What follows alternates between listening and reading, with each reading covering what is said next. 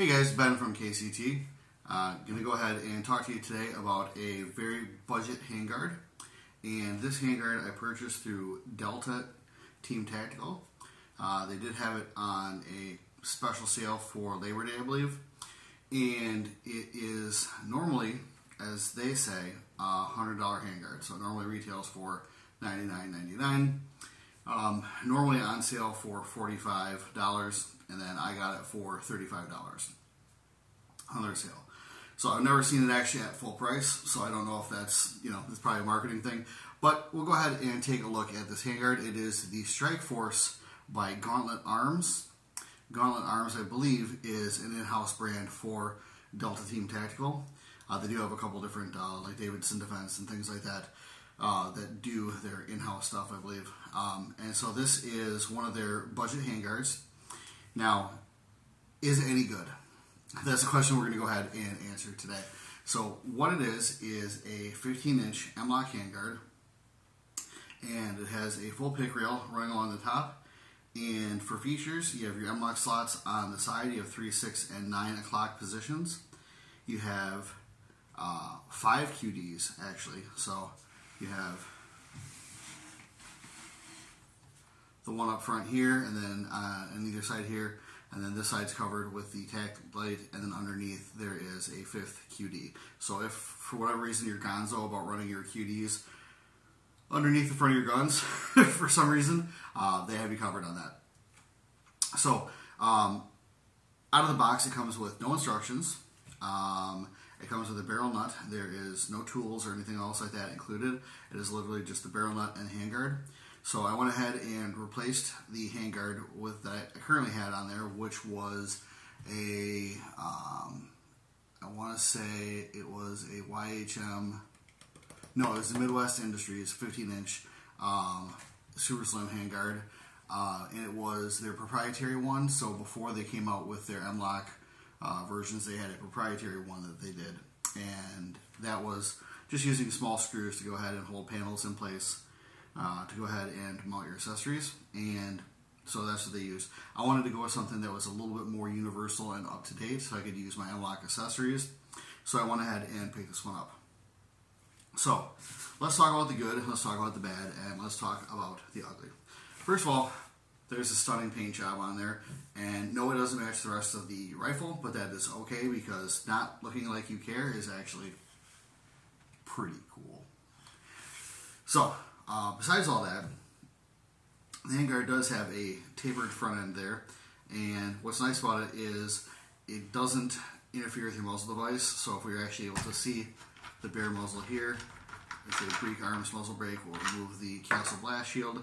You can see that it does not interfere with any vertical porting that you might have on your muzzle brake, as long as you're using a 16-inch barrel. Now if you go something a little bit shorter, let's say like a 14.5 or like a 13.9, yes, you'll probably run into something like that with the vertical cut here, where any vertical porting on your muzzle brake or muzzle device will run into something like that. So just be aware of that. Be cautious. Do your homework before you spend money, which is why we're doing this video.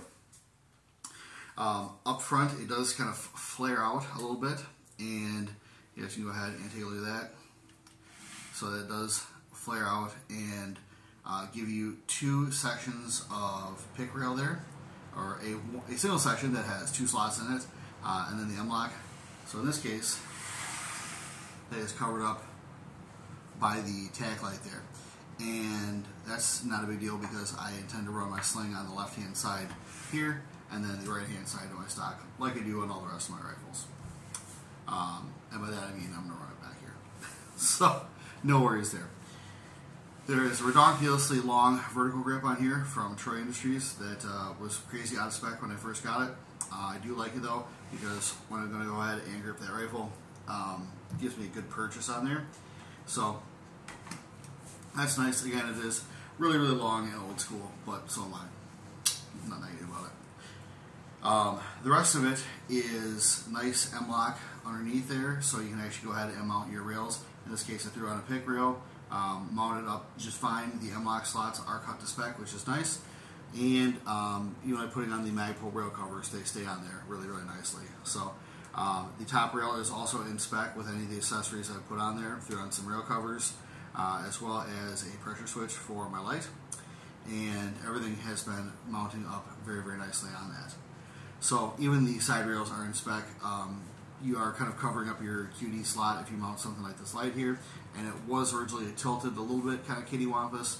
I went ahead, loosened it up, retightened it, and it looks great now. So, and the other thing that's nice is that even though these sections are flared out, as you guys can see here, it is very, very tight to the barrel of the rifle, and so even when you're running a light, it doesn't really stick out that far at all. So, I think that's pretty cool. How did the assembly go? The assembly went really fast. From stripping off the original handguard to putting on the new handguard, maybe looking at like a half an hour worth of work, as long as you have the tools. When I went ahead and did that, the barrel nut here, and I won't show the removal of the handguard because YouTube is becoming extremely funny as far as what you're allowed to do on YouTube as far as, you know, modifying your guns, i.e. taking a piece off them to show somebody something. But the barrel nut does not need to be timed, so unlike the Midwest Industries handguard that it replaced, it doesn't need to be timed for the gas tube or anything like that. There is a section, and it's going to be very hard to see. In fact, I won't even bother trying to show it to you. But there's a section underneath the QD tabs there, or the QD holes, where they've punched out a bunch of holes for, I guess, lightning purposes, and maybe heat ventilation.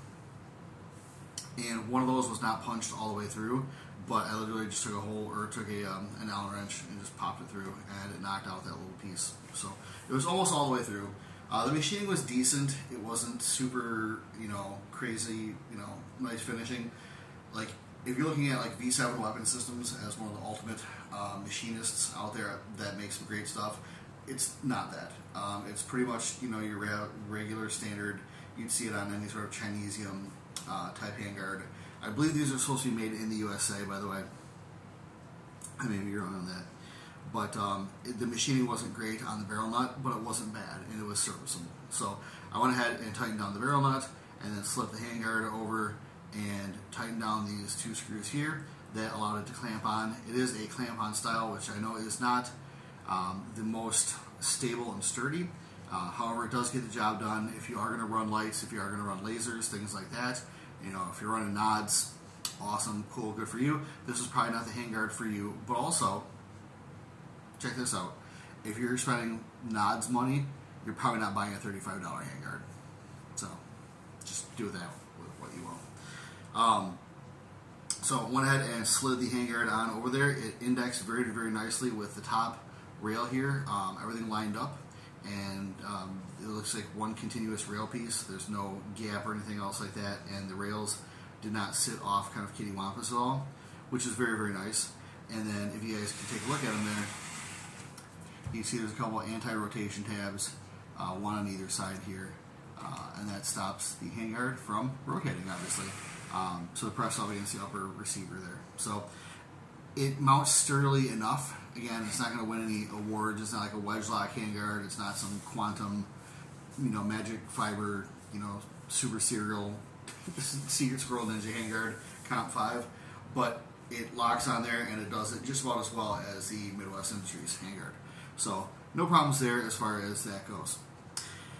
So that pretty much is the good and the installation. What is the bad? Well, the bad is that the anodizing was pretty much garbage. You could basically go ahead and take your finger and just scrape it across a sharp edge of the handguard and just, you know, pull the anodizing right off there. So of course I got a, you know, cover of spray paint, which, you know, all my stuff does, and that pretty much solved that problem. If there is stuff that you can kind of see where it's wearing through, that'll just be normal, cute wear and tear, and yeah, just look more operator. That's all I can say. So the anodizing is kind of garbo, so if you are looking to just keep it black, this may not be the best handguard for you, or you may want to do something and put an additional surface treatment on there to go ahead and keep the anodizing looking good. Put some clear coat or something like that on there. You know, just if you are that guy who's got that Safe Queen rifle that, you know, it's got to look a certain way. I'm not that guy, so can't help you. But, so the anodizing was pretty trash. The barrel nut, again, the machining was a little but it did work for what it's for. It's good enough for government work.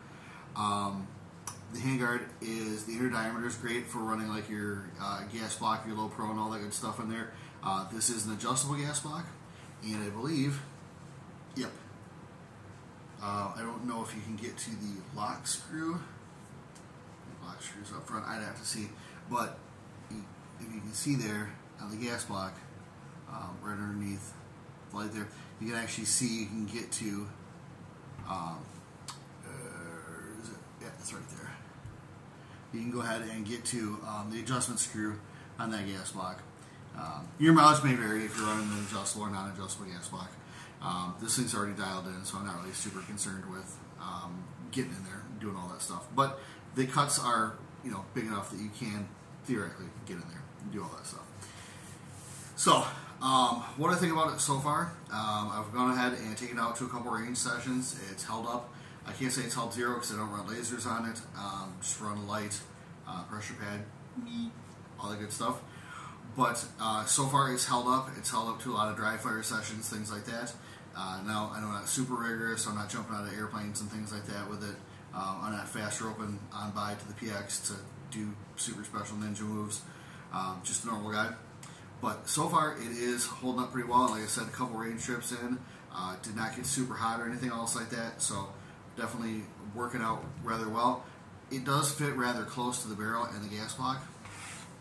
You guys can see how close that fits to the barrel. And so for me, I wanted to run these rail protectors on there because your hand is, this is a mid-length system, but the way that I grip the rifle, my hand is right there on top of the gas block, and I wanted to not burn myself. So other than that, things have been working out pretty well. Not really a big deal as far as the anodizing goes, because again, I paint all my stuff, but it is something to consider if you are one of those people that likes the Safe Queen type rifle. Other than that, I'm pretty happy with it, and I would probably buy another one if the the chance came up to buy one, or if I needed one. We'll definitely let you know how things shake out as far as a long-term review. But other than that, guys, I don't have anything else for you.